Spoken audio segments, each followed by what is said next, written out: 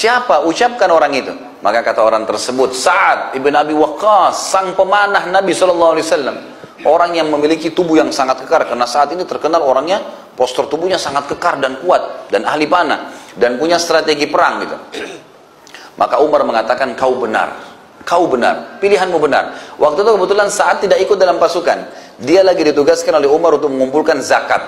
Keliling wilayah umat Islam, ngumpulin zakat, bawa ke Madinah gitu kan. Maka kata Umar, panggil segera Sa'ad. Begitu datang, kata Umar, wahai Sa'ad, aku telah mengamanahkan kepadamu untuk pembebasan wilayah Persia. Taklukkan mereka dengan izin Allah gitu.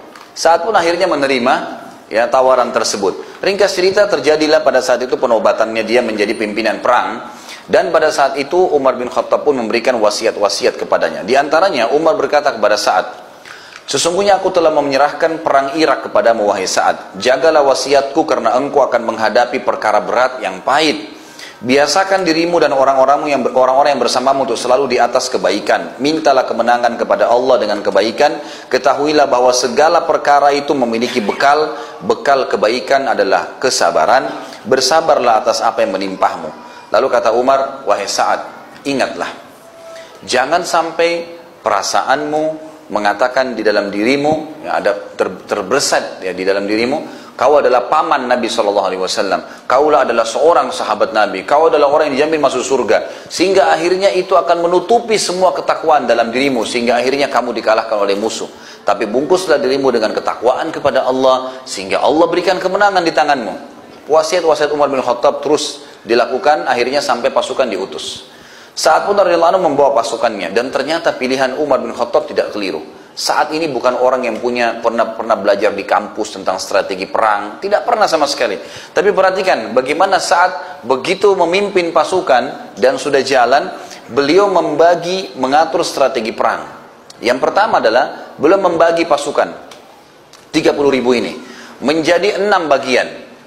Kalau saya gambarkan di tulisan saya coba tangkap dari hadis, dari riwayat tentang masalah itu, saya coba gambarkan. Jadi beliau meletakkan, membagi pasukan menjadi 6 sisi.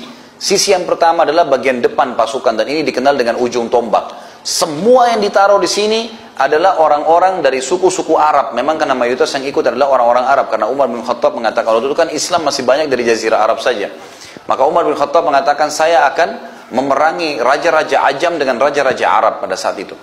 Maka dia memilih suku-suku Arab yang pemberani. Memang ada beberapa suku yang luar biasa gitu. Mereka tidak pernah takut mati ya. Ditaruhlah di ujung tombak oleh Sa'ad radhiyallahu anhu. Ini pasukan, pokoknya begitu pecikan takbir berbunyi, mereka sudah langsung menyerang. Mereka memang siap mati. Kemudian ditaruhlah di sisi kanan dan sisi kiri, sayap kanan, sayap kiri. Ini pasukan-pasukan pilihan yang juga mereka rata-rata semuanya berkuda, dan mereka menyerang timbal balik.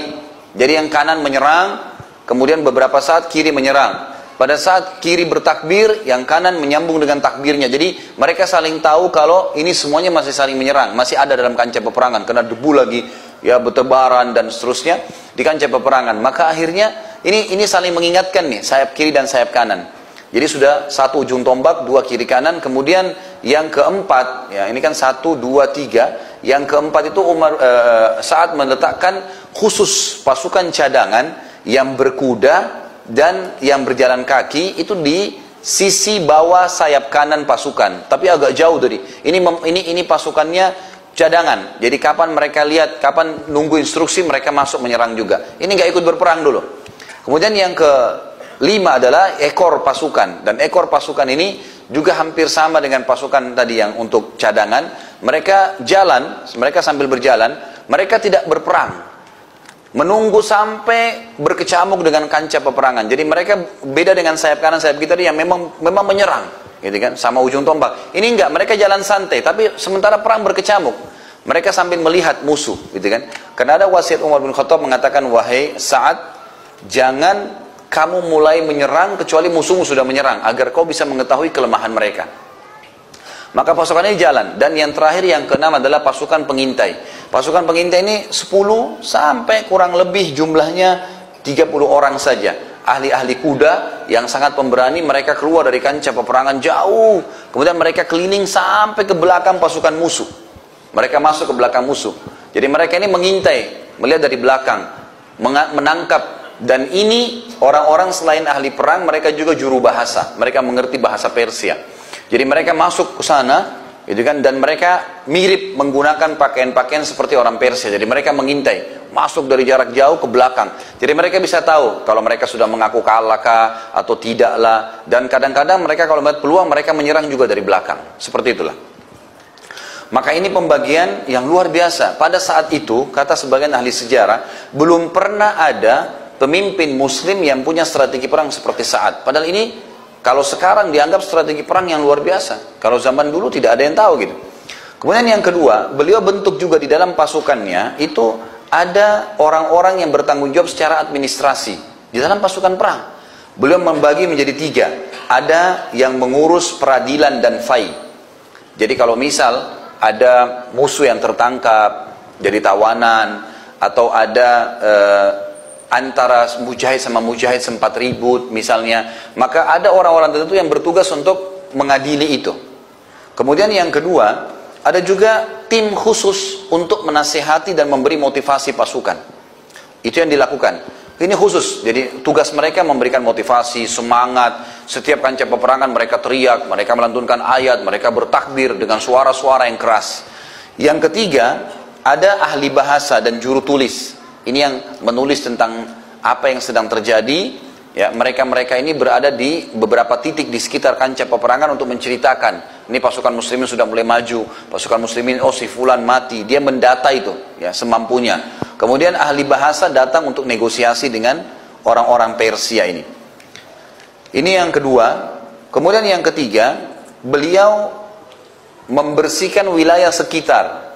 Sebelum masuk ke peperangan yang besar, beliau mengirim pasukan-pasukan yang memang membersihkan wilayah-wilayah, desa-desa kecil di sekitar situ. Semua ditaklukkan sama Sa'ad radhiyallahu anhu, sehingga dia mengamankan sekitar lokasi kancah peperangan. Kemudian yang keempat, dan ini yang unik, negosiasi dengan Kisra, ya, dan Rustum. Kisra ini raja Persia, Rustum ini adalah panglima perangnya, gitu kan. Maka pada saat itu terjadilah negosiasi.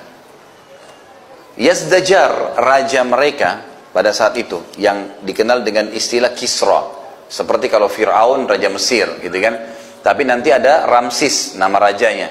Nah, istilah bagi raja besarnya Persia namanya Kisra, tapi nama individunya Yazdajar.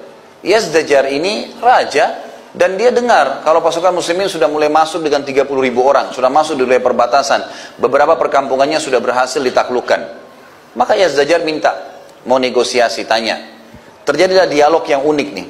Yazdajar begitu melihat mereka bertanya, diutuslah oleh Sa'ad beberapa orang